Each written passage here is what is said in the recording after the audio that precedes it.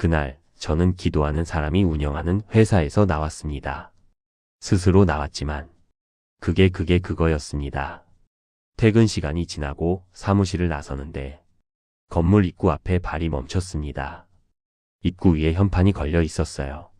하나님의 영광을 위하여. 손에는 비닐봉지가 들려 있었습니다.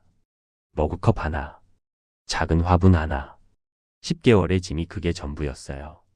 처음 그 현판을 봤을 때는 심장이 뛰었습니다. 그날은 그냥 빨리 걷고 싶었어요. 멀어지고 싶었습니다. 걸었습니다. 어디로 가는지 모르고 그냥 걸었어요. 한참을 걷다가 공원 벤치에 앉았습니다.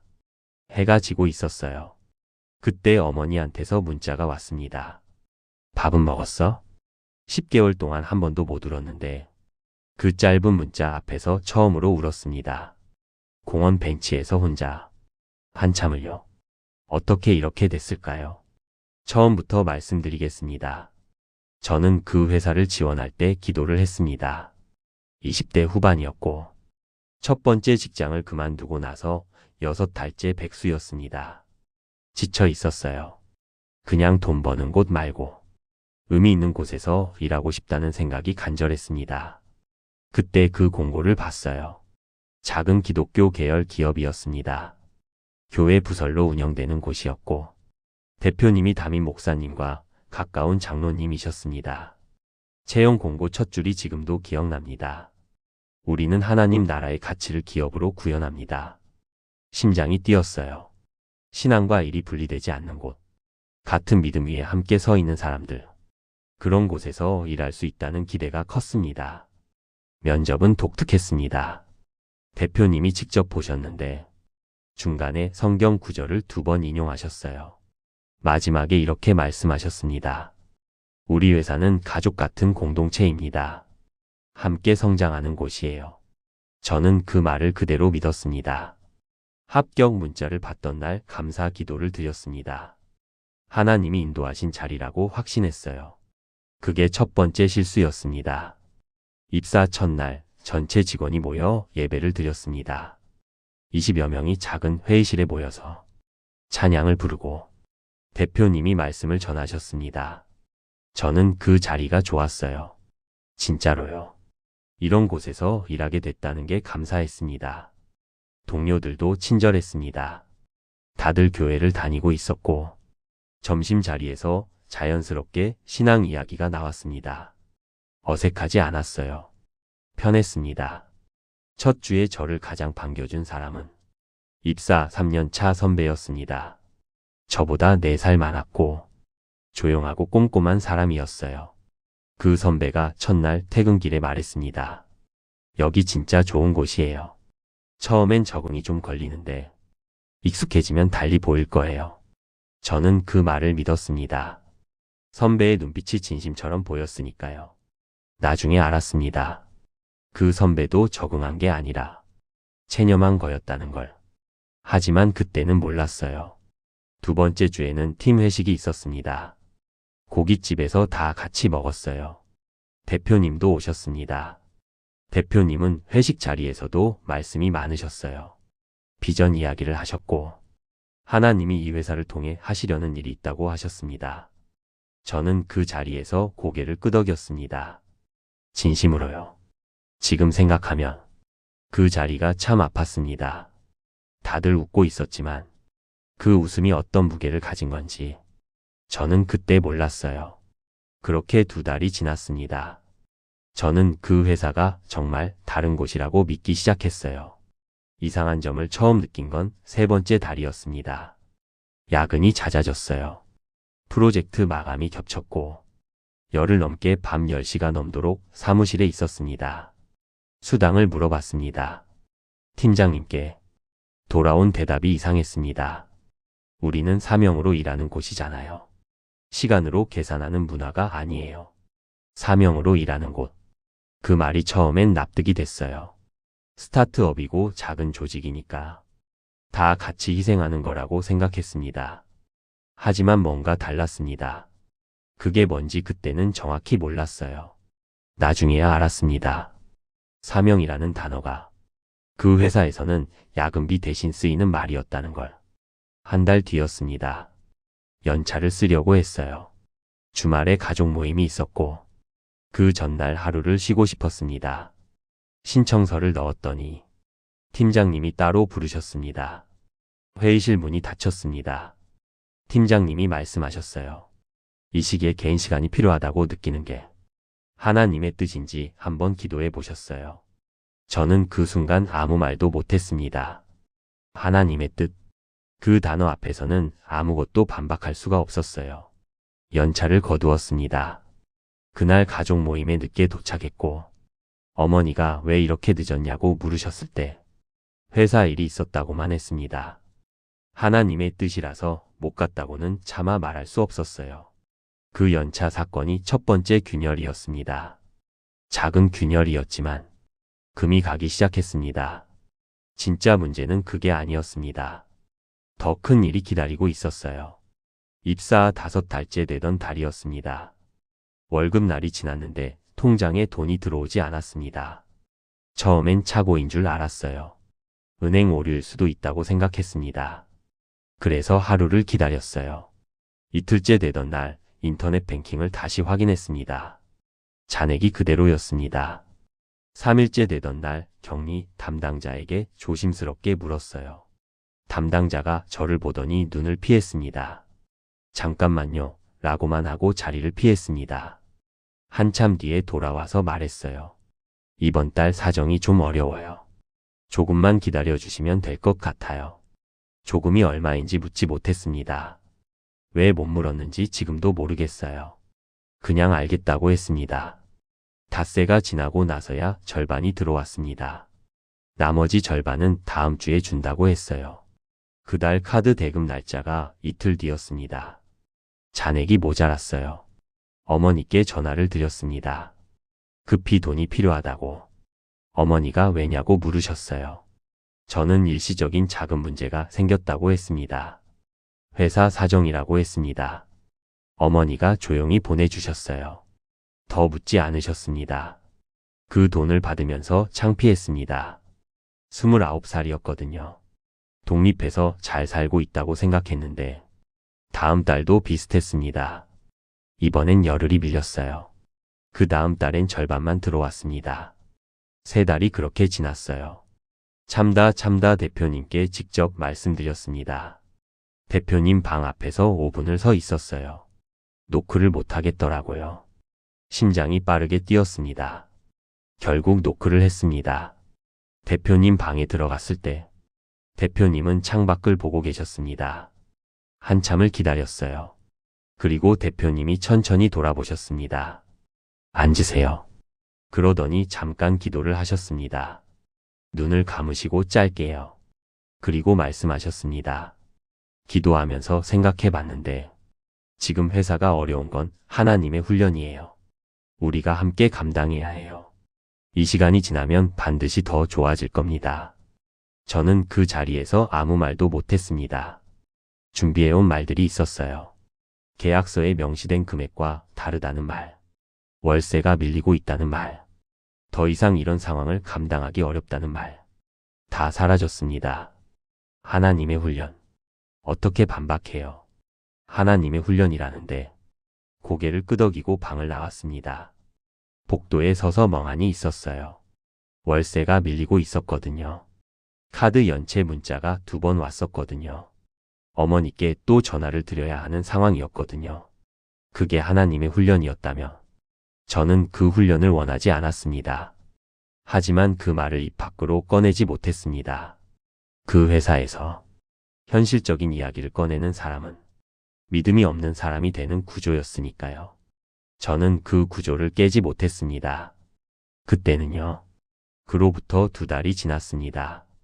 어느 날 팀에서 가장 조용하던 동료가 팀장님께 말을 꺼냈습니다. 조심스럽게. 목소리가 작았어요. 야근 수당 얘기를 꺼낸 거였습니다. 계약서에 명시돼 있으니 확인해 달라고. 팀장님이 잠깐 동료를 보셨습니다. 그리고 말씀하셨어요. 우리가 왜 여기 있는지 생각해 봐야 하지 않을까요? 사명이 있는 곳이잖아요. 동료가 말했습니다. 그래도 계약서에는 명시가 되어 있어서요. 팀장님이 다시 말씀하셨어요. 기도해 봤어요. 하나님 앞에서 이게 맞는 요구인지. 동료는 아무 말도 하지 못했습니다. 고개를 숙이고 자리로 돌아갔어요. 저는 그 장면을 봤습니다. 그리고 알았어요. 이 회사에서 현실적인 이야기를 꺼내는 사람은 믿음이 없는 사람이 됩니다. 그 구조가 얼마나 정교한지 그날 처음으로 똑똑히 봤습니다. 침묵이 쌓이고 있었어요. 그건 순종이 아니었습니다. 체념이었어요. 입사 7개월째 되던 주였습니다. 같은 팀 동료가 병원을 다녀왔습니다. 20대 중반의 여자 동료였어요. 입사 2년 차였고 성실하고 조용한 사람이었습니다. 저는 그 동료를 꽤 좋아했어요. 점심을 자주 같이 먹었고 퇴근길에 같은 방향이어서 가끔 같이 걸었습니다. 한 가지 이상한 점이 있었어요. 그 동료는 자기 이야기를 거의 하지 않았습니다. 회사 이야기는 특히요. 한 번은 제가 물었어요. 힘들지 않아요? 라고. 동료가 잠깐 웃었습니다. 그리고 말했어요. 익숙해지면 괜찮아요. 그 말이 마음에 걸렸어요. 익숙해진다는 게 좋아진다는 말이 아닌 것 같아서요. 어느 날 동료가 병원을 다녀왔습니다. 얼굴이 좀 달라 보였어요. 우울증 진단을 받아왔습니다. 담당 의사가 휴직을 권유했다고 했습니다. 번아웃이 심각한 상태라고요. 동료는 진단서를 들고 팀장님께 갔습니다. 저는 그 자리에 있었습니다. 같은 사무실이었으니까요. 팀장님이 진단서를 보셨습니다. 잠깐 침묵이 흘렀어요. 저는 숨을 참았습니다. 팀장님이 뭐라고 하실지 몰랐으니까요. 그리고 팀장님이 말씀하셨습니다. 요즘 기도 시간이 줄었나요? 함께 기도해봐요. 기도하면 마음이 회복될 거예요. 동료는 아무 말도 하지 않았습니다. 진단서를 천천히 접었어요. 한 번, 두 번, 가방에 넣었습니다. 자리로 돌아갔습니다. 저는 그 손을 봤습니다. 진단서를 접던 그 손이 떨고 있었습니다. 사무실이 조용했어요. 다들 봤을 텐데 아무도 말하지 않았습니다. 저도 말하지 못했어요. 그날 퇴근하면서 처음으로 생각했습니다. 이건 신앙이 아니다. 하나님을 쓰고 있지만 실제로는 하나님 이름으로 사람을 향한 책임을 피하고 있는 거다. 의사가 쉬어야 한다고 한 사람한테 기도가 부족하다고 하는 게 어떻게 신앙일 수 있어? 그 생각이 드는 순간 무언가가 탁 끊어지는 느낌이었어요. 믿음이 끊어진 게 아니었습니다. 그 조직에 대한 신뢰가 끊어진 거였어요. 그날 밤 그 동료에게 문자를 보냈습니다. 많이 힘들죠? 라고. 답장이 왔어요. 괜찮아요. 감사해요. 괜찮지 않다는 걸 알았습니다. 하지만 뭐라고 더 해야 할지 몰랐어요. 하지만 저는 그날도 출근했습니다. 다음 날도요. 그리고 또 다음 날도. 왜 그랬을까요? 지금 생각하면 이상하게 느껴지지만 그때는 이게 제 믿음 없음 때문인 것 같았어요. 조금 더 버티면 달라질 거라는 기대가 있었습니다. 그게 저를 붙잡았습니다. 대표님에 대한 이야기를 해야 할 것 같습니다. 대표님은 좋은 분이었어요. 진짜로요. 적어도 처음엔 그렇게 보였습니다. 말씀을 잘하셨고 사람을 끌어당기는 무언가가 있으셨습니다. 비전을 이야기할 때는 진짜 믿어지는 분이었어요. 그런데 대표님에게는 두 가지 얼굴이 있었습니다. 바깥에서 볼 때와 안에서 볼 때가 달랐어요. 외부 미팅이 있는 날이면 대표님은 완전히 다른 분이 되셨습니다. 따뜻하고 겸손하고 경청하는 분. 거래처 분들이 하나같이 좋아하셨어요. 미팅이 끝나고 같이 엘리베이터를 탔던 날이 있었습니다. 거래처 분들이 내리고 나서 엘리베이터 문이 닫히는 순간 대표님 표정이 바뀌었어요. 아무 말도 없으셨습니다. 그냥 핸드폰을 보셨어요. 그 짧은 순간이 기억에 남습니다. 문이 닫히자마자 달라진 얼굴. 사무실에 돌아오셔서 첫 마디가 이랬습니다. 왜 이것밖에 안 됐어요? 직원이 밤새 준비한 보고서를 훑어보시고는 한마디 하셨습니다. 기도를 얼마나 하면서 만든 거예요. 이 정도면 기도가 부족한 거 아닌가요? 기도가 부족해서 보고서가 허술하다. 그 논리가 반복됐습니다. 실수는 늘 기도 부족으로 귀결됐어요. 성과가 나쁘면 믿음의 문제가 됐습니다. 직원들은 야근을 더 하는 게 아니라 새벽 기도를 더 나가야 한다는 말을 들었습니다. 그리고 야근도 했습니다. 새벽 기도도 나갔습니다. 둘 다 했습니다. 그래도 급여는 밀렸습니다. 이 구조가 얼마나 정교한지 저는 그 안에서 천천히 이해했습니다. 잘못되면 직원의 믿음 문제, 힘들면 하나님의 훈련, 떠나면 하나님이 더 좋은 곳으로 인도하신 것. 이 언어 안에서는 회사가 잘못될 수 있는 경우의 수가 없었습니다. 모든 책임이 직원에게 돌아왔어요. 아니면 하나님께 돌아가거나 대표님은 늘 그 사이 어딘가에 계셨습니다. 깨끗하게. 그게 가장 무서웠습니다. 입사 8개월째 되던 어느 금요일이었습니다. 오후 늦게 대표님이 전체 회의를 소집하셨습니다. 다들 피곤한 표정이었어요. 한 주 내내 야근이 이어진 주였습니다. 대표님이 말씀을 시작하셨습니다. 이번 달도 회사 사정이 어렵습니다. 급여를 일부 조정해야 할 것 같아요. 조정. 그 단어를 쓰셨습니다. 삭감이라고 하지 않으셨어요. 조정이라고 하셨습니다. 그리고 이어서 말씀하셨습니다. 하지만 저는 여러분을 믿습니다. 하나님이 이 회사를 통해 하시려는 일이 있어요. 우리가 함께 이 시간을 통과하면 반드시 열매를 거두게 될 겁니다. 회의실이 조용했습니다. 아무도 말하지 않았어요. 아무도 질문하지 않았습니다. 저는 옆에 앉은 동료의 손을 봤습니다. 무릎 위에서 주먹을 꽉 쥐고 있었어요. 회의가 끝나고 화장실에 갔습니다. 세면대 앞에 서서 거울을 봤어요. 제 얼굴이 낯설었습니다. 언제부터 이렇게 됐지? 나는 왜 여기 있지? 그 질문이 머릿속을 떠나지 않았습니다. 그날 밤 퇴근길에 오래 걸었습니다. 계약서를 다시 꺼내봤어요. 집에 와서 서랍에서 꺼냈습니다. 명시된 급여와 실제로 받은 금액이 달랐습니다. 처음부터 달랐더라고요. 그걸 그동안 제대로 확인하지 않았던 거예요.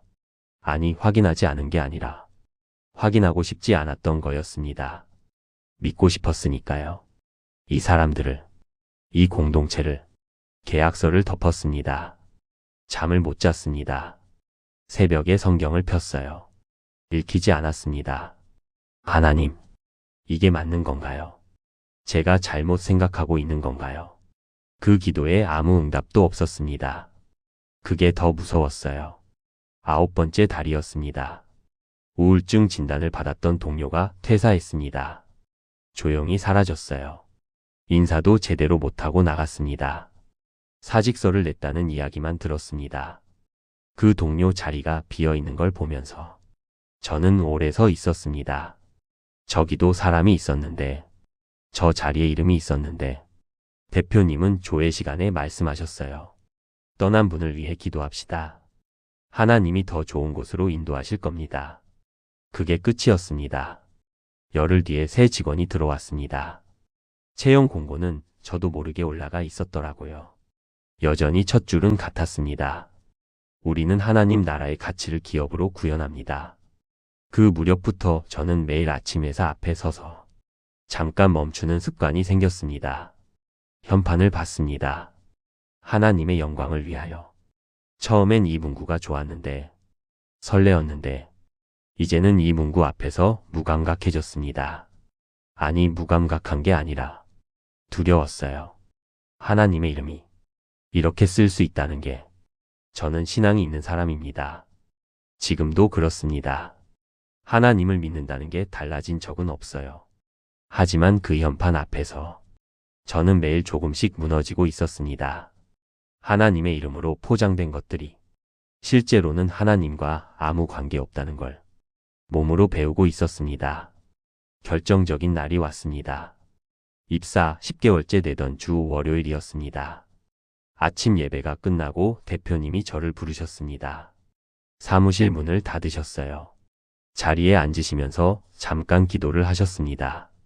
짧게 눈을 감으시고 저는 그 기도가 두려웠어요. 기도가 두려운 게 이상하잖아요. 그런데 그 자리에서 저는 대표님의 기도가 무서웠습니다. 기도가 끝나고 대표님이 말씀하셨습니다. 요즘 은혜가 없어 보여요. 얼굴이 많이 어두워졌어요. 기도 시간이 줄었나요? 저는 속으로 생각했습니다. 급여가 석 달째 일부만 들어오고 있습니다. 동료가 진단서를 들고 왔을 때 기도 타령을 하셨습니다. 계약서에 명시된 급여와 실제 입금액이 다릅니다. 저는 어머니께 2번 돈을 빌렸습니다. 그 말들이 목구멍까지 올라왔습니다. 준비한 말도 있었어요. 이번엔 말하자고 다짐했었거든요. 전날 밤에 적어 놓기도 했습니다. 그런데 대표님이 눈을 맞추셨습니다. 부드럽게, 진심 어린 것처럼 그 눈빛 앞에서 제가 적어온 말들이 다 녹아버렸습니다. 고개를 끄덕였습니다. 기도를 더 하겠다고 했습니다. 방을 나왔습니다. 복도에 서서 한참을 움직이지 못했어요. 왜 나는 저 말을 못했지? 그 질문이 저를 무너뜨렸습니다. 그게 진짜 결정적인 순간이었어요. 사건이 저를 떠나게 한 게 아니었습니다. 그 방에서 아무 말도 못한 제 모습이 저를 떠나게 했습니다. 이 구조 안에서 저는 점점 제 목소리를 잃어가고 있었어요. 말을 잃은 사람, 할 말이 있는데 할 수 없는 사람. 그게 제 모습이었습니다. 그게 너무 무서웠습니다. 저는 화장실로 갔습니다. 문을 잠갔어요. 거울을 봤습니다. 얼굴이 낯설었어요. 내가 이렇게 생겼나 싶었습니다. 눈이 꺼져 있었어요. 피곤한 게 아니라 뭔가가 꺼진 것처럼. 저는 거울 앞에서 오래 있었습니다.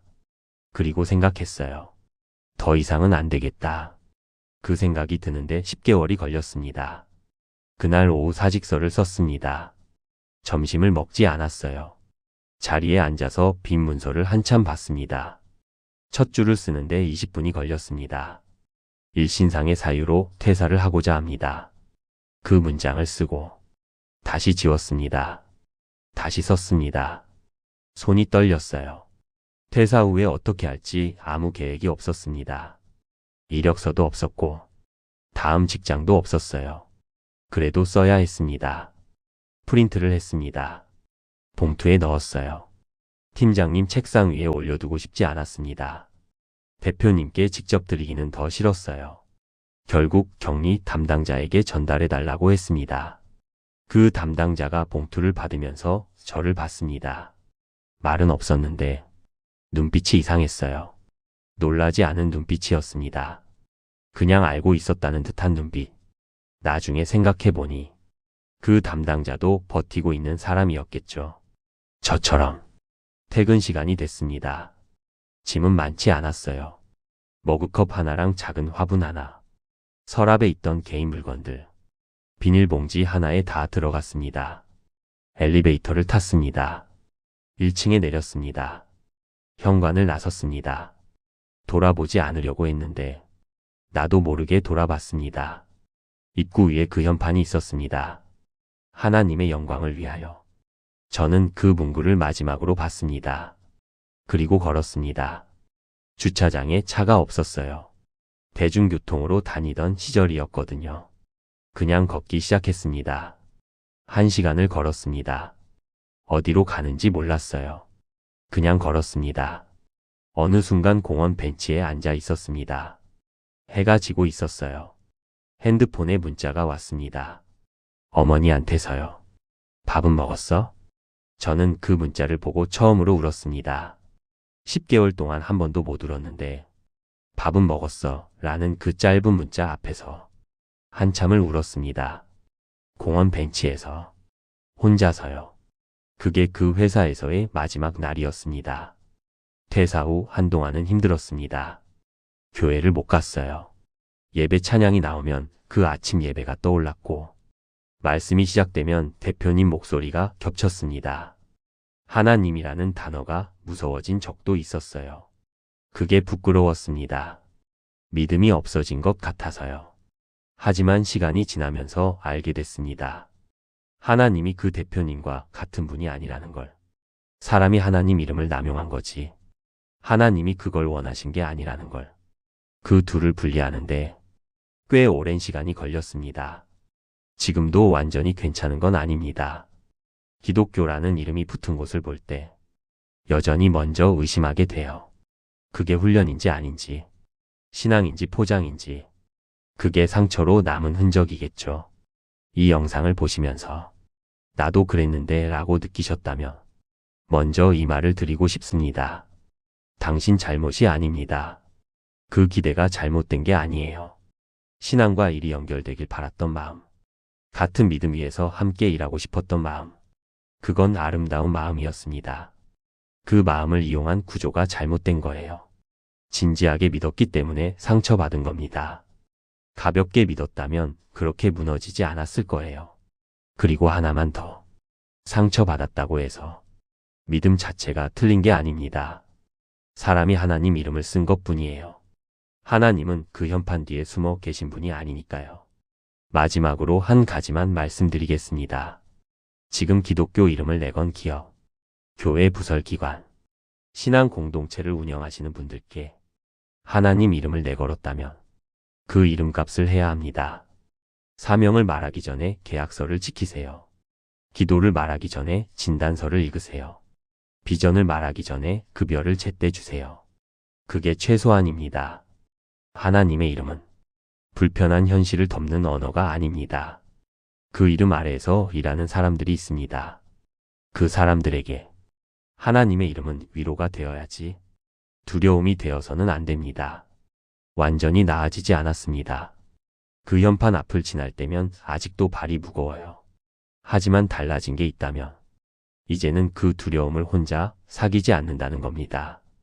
비슷한 경험이 있으신 분들, 혼자 사귀지 마세요. 댓글로 나눠주세요. 당신의 이야기가 누군가에겐 큰 위로가 됩니다. 저한테 이 이야기를 꺼내는 게 위로가 된 것처럼요.